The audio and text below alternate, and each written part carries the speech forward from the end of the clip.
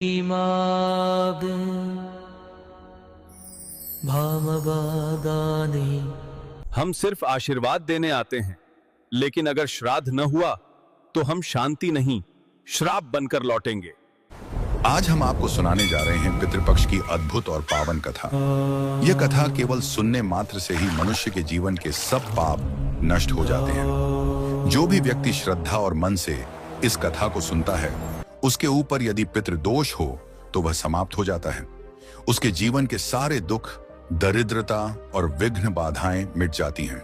उसके घर में सुख समृद्धि का वास होता है और धन धान्य की कभी कमी नहीं रहती। यह कथा सुनने वाले को पूर्वजों का आशीर्वाद मिलता है और उसका जीवन खुशियों और सौभाग्य से भर जाता है। पितृपक्ष का महत्व अत्यंत गहरा है। शास्त्रों में कहा गया है कि इस समय हमारे पूर्वज स्वयं धरती पर आते हैं और अपने वंशजों से तर्पण और स्मरण की अपेक्षा करते हैं। जब हम उनका विधिपूर्वक स्मरण करते हैं तो वे संतुष्ट होकर हमें आशीर्वाद देते हैं। उनके आशीर्वाद से जीवन में सफलता, शांति और प्रगति का मार्ग प्रशस्त होता है। लेकिन यदि उन्हें भुला दिया जाए तो उनका असंतोष परिवार में दुख और विघ्न बढ़ा देता है। इसीलिए पितृपक्ष केवल एक धार्मिक पर्व नहीं, बल्कि यह हमारे पूर्वजों के प्रति कृतज्ञता व्यक्त करने का सर्वोच्च अवसर है। यही महान कथा भगवान श्री कृष्ण ने अपने प्रिय वाहन गरुड़ जी को सुनाई थी। जब गरुड़ जी ने विनम्र भाव से भगवान से प्रश्न किया, हे प्रभु, पितृपक्ष का इतना महत्व क्यों है? इसमें क्या रहस्य छुपा है और क्यों कहा जाता है कि इसे मानने से जीवन के सारे दोष मिट जाते हैं? तब भगवान श्री कृष्ण ने मधुर मुस्कान के साथ कहा, गरुड़, पितृपक्ष का महत्व शब्दों में नहीं समा सकता। इसे समझने के लिए तुम्हें एक कथा सुननी होगी। इस कथा को सुनने मात्र से ही पितृदोष समाप्त होते हैं, जीवन से दुख और दरिद्रता दूर हो जाती है और घर परिवार में सुख और समृद्धि का वास होता है। और फिर भगवान श्री कृष्ण ने गरुड़ जी को वह अद्भुत कथा सुनानी प्रारंभ की।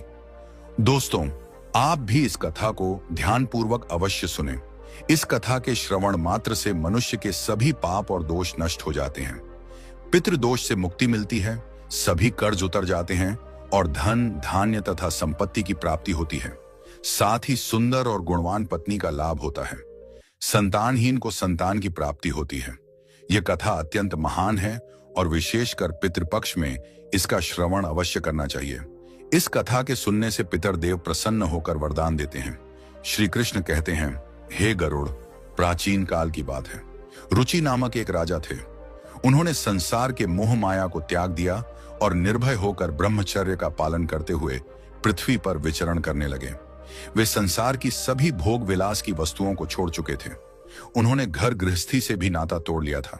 वे केवल एक बार भोजन करते और अधिकतर वन में ही विचरण करते रहते थे। राजा रुचि को ऐसा वैराग्य धारण किए देख उनके पितृगण अत्यंत दुखी हो गए। उन्होंने सोचा, हमारा वंशज यदि इस प्रकार संन्यास ले लेगा तो वंश की वृद्धि कैसे होगी? इससे तो वंश नष्ट हो जाएगा। इस चिंता से व्याकुल होकर उन्होंने निश्चय किया कि वे स्वयं जाकर राजा रुचि से मिलेंगे और उन्हें वैराग्य का त्याग करने के लिए समझाएंगे। एक दिन जब राजा रुचि गहन ध्यान और तपस्या में लीन थे, तभी उनके समस्त पितृगण वहां प्रकट हुए। जब उन्होंने आंखें खोली तो अपने सामने 4 दिव्य आत्माओं को खड़ा देखा। वे आश्चर्यचकित हो गए और प्रणाम करते हुए बोले, हे महान आत्माओं, आप कौन हैं और किस कारण से मेरे दर्शन देने आए हैं? वे दिव्य आत्माएं बोली, वत्स, हम तुम्हारे पूर्वज हैं। तुम्हारे इस वैराग्यपूर्ण आचरण से हम अत्यंत दुखी हैं, इसलिए तुमसे मिलने आए हैं। यह सुनकर राजा रुचि ने विनम्रता से कहा, हे पितृगण, आपके दर्शन से मैं धन्य हो गया, किंतु आप मेरे आचरण से दुखी क्यों हैं? मुझसे कौन सी भूल हो गई है? कृपया विस्तार से बताइए। पितरों ने कहा, वत्स, तुमने विवाह क्यों नहीं किया? विवाह स्वर्ग और मोक्ष प्राप्ति का श्रेष्ठ मार्ग है। गृहस्थ आश्रम के बिना मनुष्य का कल्याण नहीं होता। गृहस्थ में रहकर ही देवताओं, पितरों, ऋषियों और अतिथियों की सेवा की जा सकती है। विवाह और संतान के बिना मनुष्य देवऋण और पितृऋण से मुक्त नहीं हो सकता। संतान उत्पन्न किए बिना स्वर्ग की प्राप्ति असंभव है। यदि तुमने विवाह नहीं किया तो मृत्यु के बाद तुम्हें नरक मिलेगा और अगले जन्म में भी दुख भोगने पड़ेंगे। राजा रुचि ने उत्तर दिया, हे पितरों, विवाह करना अत्यंत दुखदायी है। इससे पाप बढ़ता है और अंत में अधोगति मिलती है। इसी कारण मैंने विवाह का त्याग किया है। स्त्री के साथ संबंध करने से मुक्ति नहीं मिलती। जो व्यक्ति अविवाहित रहकर विद्या अर्जित करता है और ज्ञान से आत्मा को शुद्ध करता है, वही श्रेष्ठ है। इसीलिए मैंने ब्रह्मचर्य का मार्ग चुना है। यह सुनकर पितरों ने कहा, वत्स, तुम्हारी बात उचित है कि इंद्रियों को वश में रखकर आत्मा को ज्ञान से निर्मल करना चाहिए, किंतु यह कल्याण का पूर्ण मार्ग नहीं है। यज्ञ, तप और दान के द्वारा अमंगल दूर होते हैं। जो शुभ और अशुभ कर्म फल की इच्छा रहित होकर किए जाते हैं, वे बंधन का कारण नहीं बनते। पूर्व कर्म का क्षय केवल भोग से ही होता है। पूर्व जन्म का जो पुण्य कर्म है, वह सुख दुख का भोग करने से निरंतर क्षीण होता रहता है। तब अर्षि रुचि ने कहा, हे पितामह, वेदों में कर्म मार्ग के प्रतिपादन द्वारा अविद्या और माया की पुष्टि की गई है। फिर आप मुझे विवाह करने के लिए क्यों प्रेरित कर रहे हैं? विवाह करने से तो मेरा अनिष्ट ही होगा। पितरों ने उत्तर दिया, वत्स, यह सत्य है कि कर्म अविद्या है, किंतु विद्या प्राप्त करना भी एक प्रकार का कर्म है। शास्त्रों में जो विहित कर्म बताए गए हैं, सज्जन पुरुष उनका उल्लंघन नहीं करते। उन्हीं के पालन से मोक्ष की प्राप्ति होती है। शास्त्रों में विवाह का आदेश दिया गया है। विवाह न करने वाले पुरुष को मुक्ति नहीं मिलती। संतान के बिना मोक्ष संभव नहीं है। संतान के द्वारा किए गए श्राद्ध कर्म से ही पितरों की तृप्ति और पुरुष को मुक्ति मिलती है। इसलिए हे पुत्र, तुम विधि पूर्वक विवाह करो। यदि विवाह नहीं करोगे तो तुम्हारे सभी कर्म व्यर्थ हो जाएंगे और तुम विफलता को ही प्राप्त करोगे। हमारे वंश के नष्ट होने पर हम पितरों की आत्माएं भी अतृप्त रह जाएंगी। पितरों ने आगे कहा, वत्स, विवाह करके संतान उत्पन्न करने से ही तुम अपने पितरों को संतुष्ट कर सकोगे। श्री कृष्ण कहते हैं, हे गरुड़। पितरों के ऐसे वचन सुनकर श्री रुचि को बड़ी ग्लानि हुई और उन्होंने विवाह करने का निश्चय किया। तब उन्होंने अपने पितरों से कहा, हे पितृगण, अब मैं वृद्ध हो गया हूं, मुझे कौन अपनी कन्या देगा? वैसे भी वृद्धावस्था में विवाह करना अत्यंत कठिन है। पितरों ने कहा, हे वत्स, यदि तुमने हमारे वचनों का पालन नहीं किया तो हम पितरों का पतन हो जाएगा और तुम्हारी भी अधोगति होगी। इतना कहकर वे अदृश्य हो गए। श्री कृष्ण कहते हैं, हे गरुड़। पितरों की बातें सुनकर और श्री रुचि अत्यधिक व्याकुल हो उठे।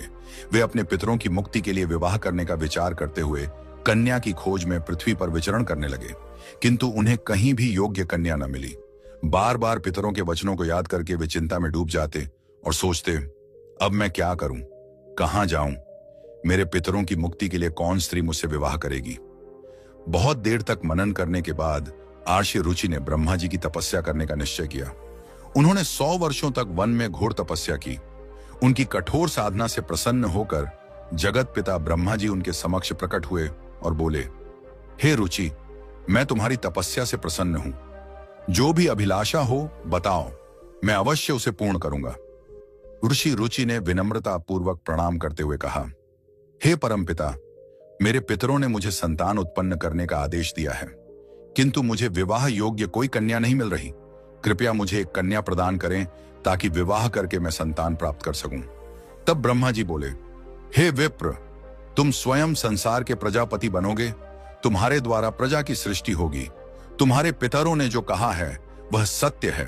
तुम्हें विवाह करना चाहिए। इस अभिलाषा को मन में रखते हुए पितरों की पूजा करो। वे प्रसन्न होकर तुम्हें उत्तम स्त्री प्रदान करेंगे और तुम्हारी इच्छा पूर्ण होगी। इतना कहकर ब्रह्मा जी अंतर्ध्यान हो गए। ब्रह्मा जी के वचन सुनकर आर्षि रुचि ने निश्चय किया कि वे पुनः अपने पितरों को प्रसन्न करेंगे। वे एक नदी के तट पर पहुंचे और एकांत में बैठकर अपने पितरों का तर्पण किया। तर्पण के बाद एकाग्र चित्त होकर वे भक्ति पूर्वक पितरों की स्तुति करने लगे। श्री कृष्ण कहते हैं, हे गरुड़, आर्षि रुचि ने जो स्तुति अपने पितरों के लिए की, उसे प्रत्येक मनुष्य को ध्यान पूर्वक सुनना चाहिए। यह स्तुति सब पापों और दोषों को नष्ट करने वाली है। जो इसे केवल एक बार भी सुन ले, उसके अनेक पाप नष्ट हो जाते हैं और उसे पितरों का आशीर्वाद प्राप्त होता है। इसीलिए हे गरुड़, तुम भी इसे ध्यान से सुनो, तभी इस कथा के श्रवण का फल तुम्हें मिलेगा। आर्षि रुचि स्तुति करने लगे। जो अधिदेवता के रूप में विद्यमान रहते हैं और जो श्राद्ध के अवसर पर देवताओं से स्वधा द्वारा तृप्त किए जाते हैं, उन सभी पितृगणों को मैं प्रणाम करता हूं।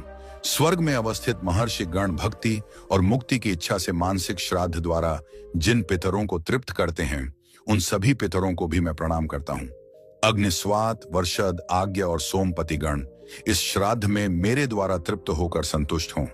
अग्निस्वात पितर मेरी पूर्व दिशा की, वर्षद पितर दक्षिण दिशा की, आज्ञ पितर पश्चिम दिशा की और सोमपति पितर उत्तर दिशा की रक्षा करें। ये सभी पितृगण भूत, प्रेत, पिशाच और असुरों के कारण उत्पन्न दोषों से सदा हमारी रक्षा करें।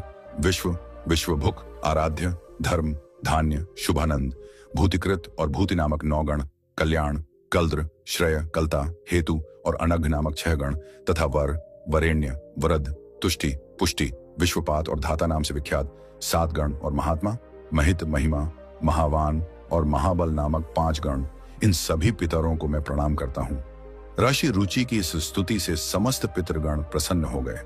उसी समय एक दिव्य तेज उत्पन्न हुआ जिसने आकाश मंडल में चारों ओर प्रकाश फैला दिया और संपूर्ण विश्व को अपने तेज से आच्छादित कर लिया। उस अद्भुत प्रकाश को देखकर श्री रुचि घुटनों के बल बैठकर पुनः अपने पितरों की स्तुति करने लगे।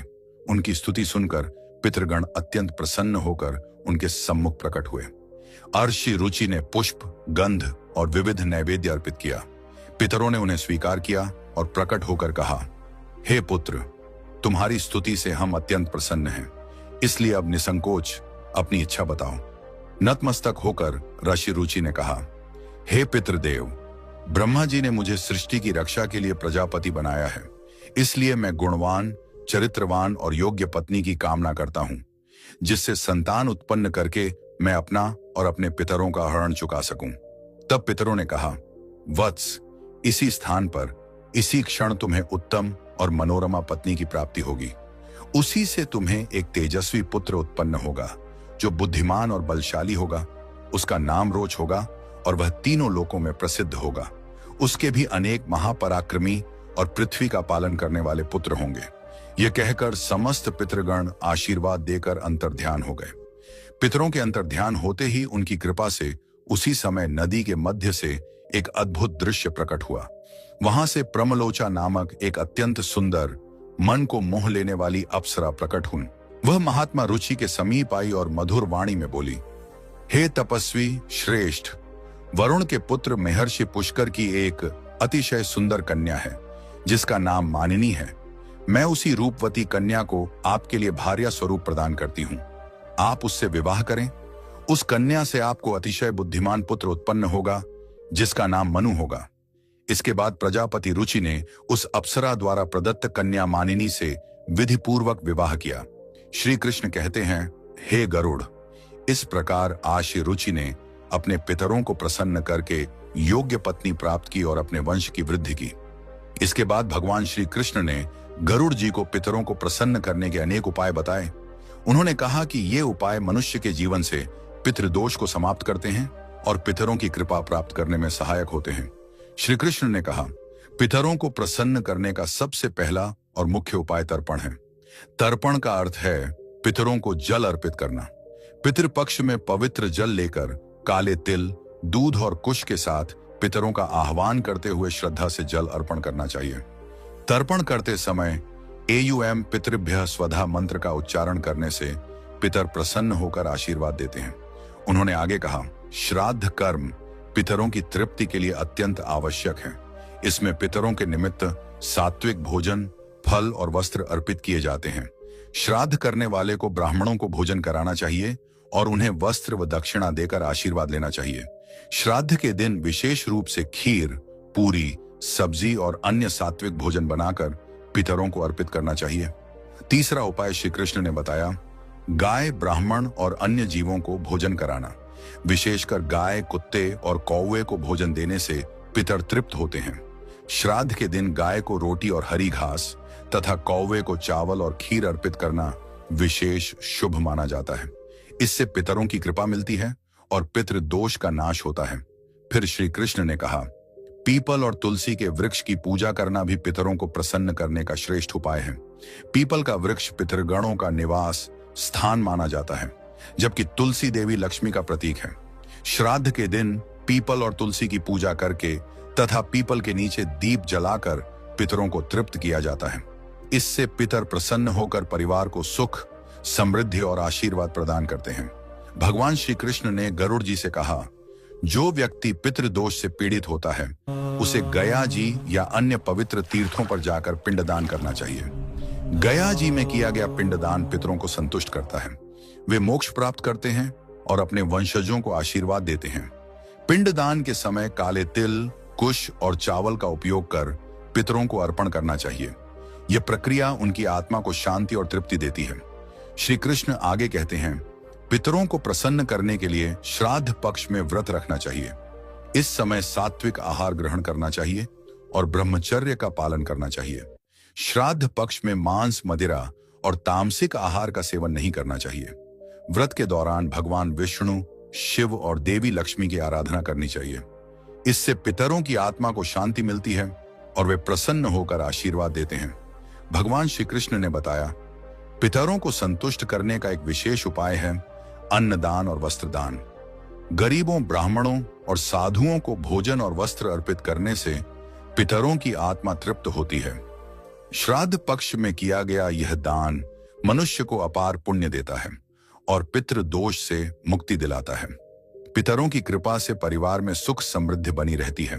उन्होंने कहा, पवित्र नदियों, विशेषकर गंगा में स्नान करके पितरों के लिए जल अर्पित करना अत्यंत शुभ माना जाता है। गंगा जल पितरों की तृप्ति का सर्वोत्तम माध्यम है। इससे पितृ दोष समाप्त होता है और व्यक्ति के पाप धुल जाते हैं। गंगा स्नान से पितरों की आत्मा को शांति मिलती है और वे प्रसन्न होकर वंशजों को आशीर्वाद देते हैं। श्री कृष्ण ने यह भी बताया, पितरों को प्रसन्न करने के लिए सत्संग में सम्मिलित होना और पवित्र ग्रंथों का पाठ करना चाहिए। विशेष रूप से भगवत गीता का 11वां अध्याय पढ़ना अत्यंत लाभकारी है। इसके पाठ से पितरों की आत्मा को शांति मिलती है और वंशजों पर उनकी कृपा बनी रहती है। भगवान श्री कृष्ण ने अंत में कहा, जो भी व्यक्ति इन उपायों को श्रद्धा और विश्वास के साथ करता है उसे जीवन में सभी प्रकार के सुख और समृद्धि प्राप्त होते हैं। पितृदोष से मुक्ति मिलती है और परिवार में शांति बनी रहती है। हे गरुड़, जो इन उपायों का पालन करता है उसके पितर सदैव प्रसन्न रहते हैं।